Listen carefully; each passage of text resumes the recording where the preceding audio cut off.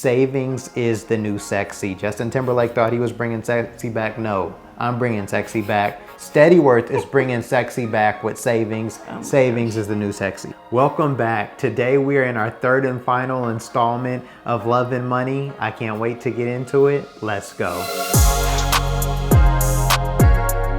Hey, if we're just meeting for the first time, my name is Gabriel Walters and I'm the founder and owner of Steadyworth. Also, for the third week in a row, I have with me my lovely wife, Laura Walters. How do you feel? Today we're wrapping up our third and final installment of Love and Money. I'm very excited. She's very excited. So in week one, we talked about getting on the same page.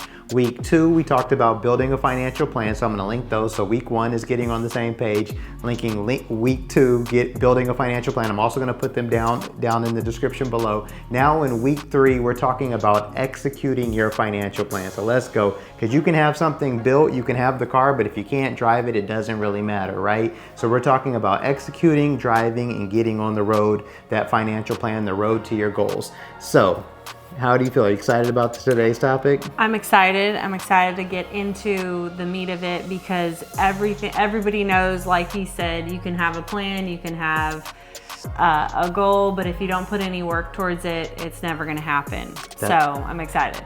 That's right. Okay, so we're just gonna hop right into it. So in talking about this, we're just gonna go over some things. So I think we're just gonna talk about the system we use, roles and responsibilities and stuff like that. So let's just hop right into roles and responsibilities. I'll let you start. So maybe we wanna talk about some of your roles in the system and what we're talking about. If you didn't see week two, I already told you, I'm gonna put it in the description below, but we're using the Steadyworth Financial Planning Pyramid as our framework. And so we went through building that out. I also have a whole other video explaining that in more detail, but this is the system we're talking about that we're putting into place, and we're going to be talking about our roles and responsibilities inside of the Steadyworth Financial Planning Pyramid. And I'll also flash it right here. I'm gonna give you 5 seconds to look at it, or 3 seconds, so look at it right now. You can pause the video. And now we're getting into roles and responsibilities inside of this framework, so go ahead, let's talk. So last week we talked a little bit about, sports, and we had a sports analogy. You're talking about being a coach, applying winning tactics. And just like anything, when you have a goal, when you have a plan, different people are good at different things. And I think we mentioned that a little bit at the end of last video. And just, I'm better at certain things, he's better at other things. And so we wanted to start this one by just kind of echoing the fact that when you're financial planning as a couple, you guys are a team. So you're working towards the same goals. You're trying to execute that plan together. You're not opponents. Like, we're not on separate teams. So I think this is like almost the biggest key and probably most underrated part of financial planning is like, okay, what am I good at? What is he good at? And how do we kind of execute our plan based on that? And so I'll just talk a little bit about, he's the financial planner, so he has way more expertise on the comprehensive financial planning framework. Whereas before we got together, I had kind of built out a budget system that worked for me in terms of tracking expenses, making sure that I was staying in line, I could edit it and just set it up the way my brain worked. And so I would say in this case, his role is a bit more strategic and a bit more of a true advisor. And my role is a little bit more tactical, where I just focus on kind of like the transactional budget sheet. So that's like the high level of our roles. Would you add anything? I'm sure you would add something to that. No, I think that's high level. Where your role really comes into play and like brings our planning success. So when we look at the financial planning pyramid, and I'm gonna put it back up on the screen. So like I feel like what she said, I think more in strategy. So I'm coming up with finance strategy, depending upon what's going on, such as and I mentioned in another video, like when I was quitting my job, how can I take some of that tax money and front load the tax return on the front end so that I can use that money to put that into the business? Or what's my student loan strategy that I can use for paying off my student loans or not having to pay on my student loans?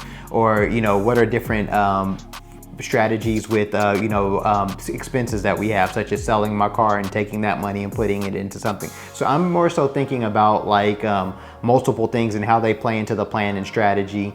And so I'd say that's kind of like I look at it from a high level perspective, and then kind of go down and execute. So that's kind of a big part. But let's hop back into what you're talking about with budget, because in going over the budget, she started to touch on it, but she has a spreadsheet that she built. But tell about how the spreadsheet came into play. How'd you build it, and what made it come about? Because this is pretty interesting. Yeah. So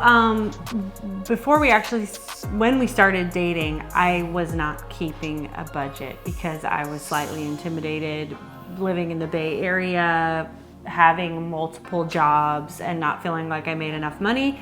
I really avoided it for a long period of time until we started dating, and I was like, okay, I'm going to stay on it. And another reason why I avoided it also is I just couldn't really find a system that worked for me. So like, I know that Mint has a way that you could set up a budget, and I had done that, but it just, almost the automation part of it was just like not hands-on enough for me. So I wasn't actually keeping up with what was going in and going out. And, of course there's templates online now, and Google has templates, but just like nothing quite resonated with me or helped me really understand our budget situation. Or my budget situation at the time. So I also worked in a corporate finance department for several years. And so I felt like there were some things that I learned there that I was like, oh, I could apply that to a personal budget. So I'm going to do that here. So I kind of actually put like ideal budget versus like actual budget. And that's how I started it. And then I had different categories of different spend that I would track. And it's kind of like my own system. So when we got together, we just kind of used that because I mostly stayed in the role of tracking, and he kind of was thinking about things strategically. So I would update the sheet based on what was going on or what different things we had going. But yeah, just a lot of the different things that were out there didn't quite work for me. So, and I am not a spreadsheet person at all. Like, I hate them. I don't like spreadsheets at all. So even if you didn't like spreadsheets or you don't feel comfortable, like, you can make it work for you with really basic stuff that Google can help you with. And so that's kind of the budget piece, or how I created our budget that we still use to this day. Sure, and before that, I was using a basic Google sheet, and I'm gonna see if I can attach one here or make it come up. But basically, it just said date, place, category, and amount. And her, like she mentioned, hers was a lot more robust, so we ended up using that. But the key takeaway here is you want to find something that works for you. So if Mint works for you, if a Google sheet, if a napkin, well, maybe not a napkin just because it's probably going to get lost in the laundry or something, but find something that works well for you and stick to it, because that's what we're talking about. Even in the financial planning pyramid, these are just data points, but then you're plugging in your own information and you're executing in a way that works for you. Because when you find something that works for you, when you find your go-to, then you will keep implementing it and you will keep using it because it's your thing. So you got to take this information and make it yours. So find a budget that works well for you that you can implement.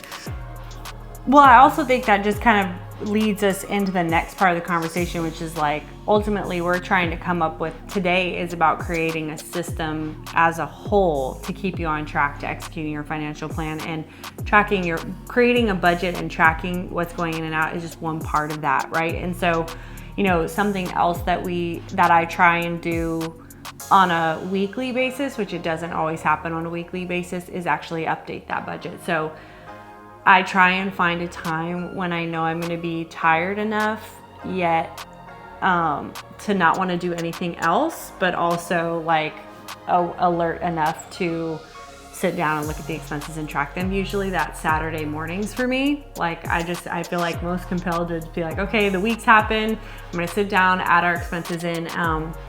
And so that seems to work for us. And I think by the nature of that, we end up having a conversation about what's going in, what's coming out, if we want to change anything for the following week. Like, if we had eaten out more that week, it's like, hey, do we want to dial back this week? We're a little bit closer to our eating out budget than I'm comfortable with. And so I feel like just that's kind of having that routine built in also helps us communicate about it more. But I would say we probably talk about it more than the average couple. Yeah. And so once again, finding something that works for you, because like she just said, Saturday morning when she's alert but almost slightly tired, because she's relaxing from the day, I found out, because, you know, I actually do the business budget, and I will, you know, I have to put the expenses in QuickBooks. I use that software.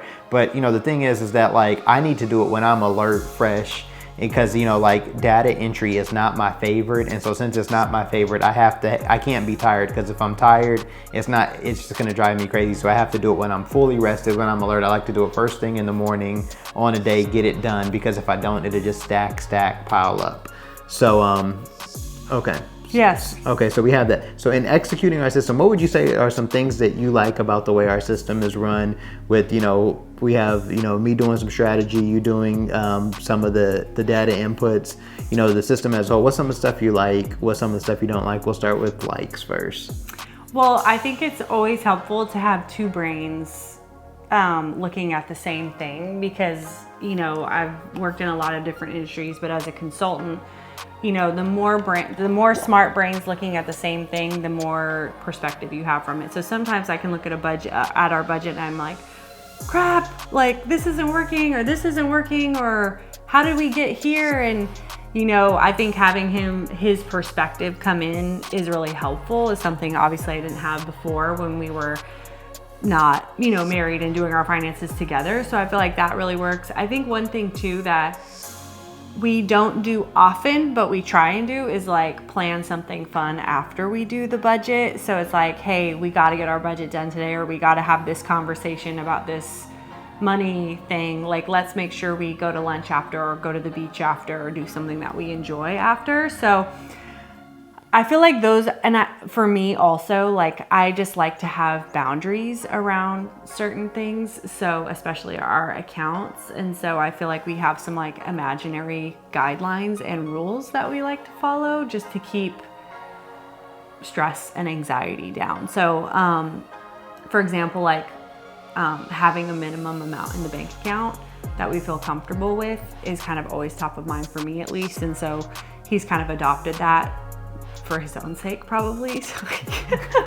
But those are some of the things that I like about our system, but I also like that it's something that I feel comfortable and confident in, so I don't feel like I want to avoid it, or it's like someone else's thing that I'm just trying to do because I know it's the right thing to do, where it's like, I know we created this and I know it works for us, and so I feel confident going into the exercise. Okay.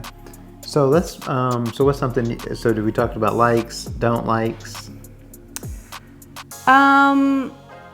I don't know that I have anything strong that I don't like. That's the great thing about creating your own thing, is that everything about it you like.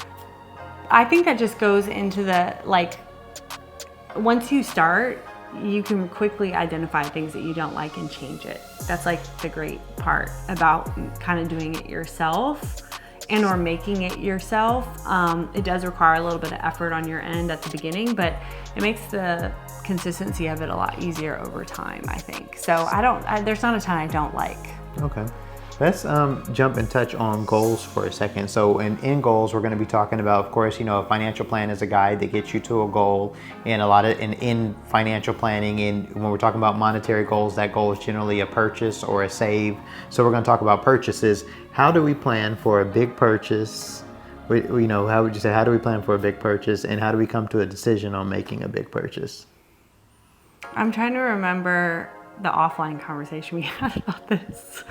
What was a recent big purchase that we had? We had the mattress. Oh, yeah, that was what it was. The mattress we had was a big purchase. So I think, when we first moved to Miami, also the office stuff. We really wanted to get a new bed. The bed that we had was his bed from like a long time ago. It was a queen size. It was comfortable, but not really.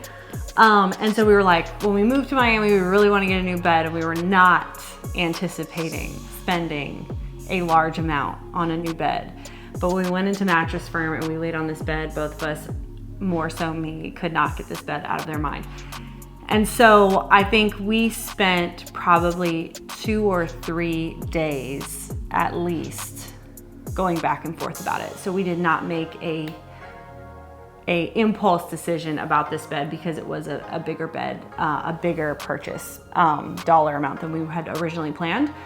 So we took some time would be the first thing that I think we tend to do when it's big. Like, let's sit and mull it over for a while. You think about it, I think about it, you pray about it, I pray about it, and then kind of like come back. I also think big purchases connect back to our values. So like what tipped us over the edge for the bed was that both Gabe and I are really passionate about being healthy, feeling healthy. We love sleep. You spend a third of your life sleeping. So I kind of was ready, and I have a variety of different health issues. So I was like kind of ready to have something that I really, really, really, really loved and was like looking forward to every night. So it's kind of like a long roundabout way of answering that question, but I feel like taking some time to really think about it individually and collectively is one way in which we make big decisions. And I think the second one is around values. Like, does it support our values and what we're trying to get out of life? And I think also to a certain extent goals, because I think when we did that conference, when you went to FinCon last September, there was a conference for his work, and it was definitely a bigger kind of last minute expense. And it was like, it just made sense based on our goal of him starting the company, making connections, getting Steadyworth's name out there. So it just kind of made sense. I think we spent less time maybe on that one because it aligned directly with our goals. So those are like the three main points. Okay. Would you agree? Yeah, no, I would agree.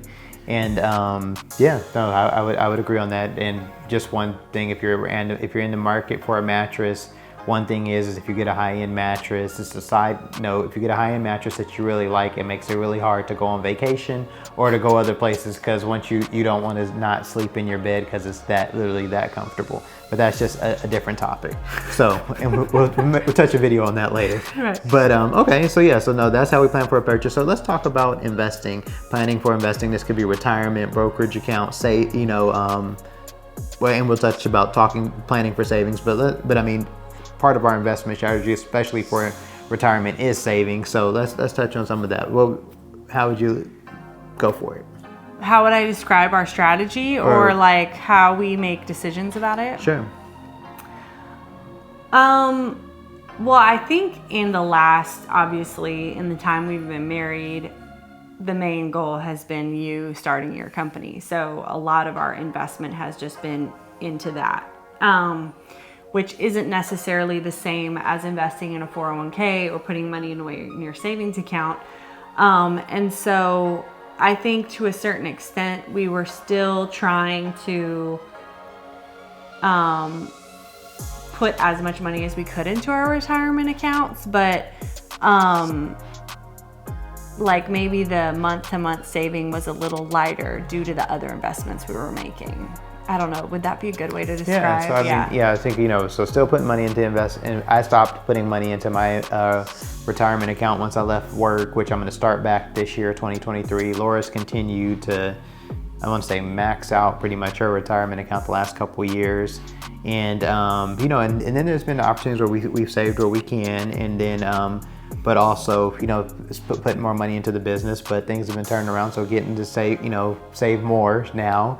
And so, looking forward to, pushing forward. But I mean, I would say we do we talk about saving, and not just talk, but we also implement. So, we put a high value on savings, such as just like what she was saying about keeping a certain minimum in the bank account, because that minimum comes with a certain level of comfort, of having cushion, knowing that that we're spending within the means and not going overboard. Yeah. And I think, again, it kind of circles back to like our first video around being on the same page with some of this stuff and having agreement around some of these guidelines and some of the ways that you're doing it. I don't think there's any right way to save. It's just like whatever's most comfortable for you, as long as you're doing some savings. And so one last thing I would say on this, like, I've contributed to my 401k for the last 5 or 6 years. So when I started out my career, I was not contributing at all because I didn't really understand how it worked. I didn't feel like I made enough money, a bunch of other stuff. I just want to hold that thought. If you don't understand what's going on in your 401k, can you leave us a comment below and just say what are some of the things you don't understand? Because we're going to be making a video about that next week. So I just wanted to touch on that really quick. So if you don't understand what's going on in your 401k, make a comment below about what you don't understand or whatever question you have below, and we're going to be making some videos to touch on that. So go ahead. You didn't understand what was going on in your 401k. Yeah, and I didn't know that it would reduce my taxable income. I didn't know a bunch of like basic stuff about 401k when I first started, because I don't really feel like anyone explained it to me, and I just felt like my brain wasn't really in that space. But you know what I would always say is like, save enough that makes you feel a tiny bit uncomfortable in your month, because in the long run, like, you will be happier. And so this is kind of one of those like,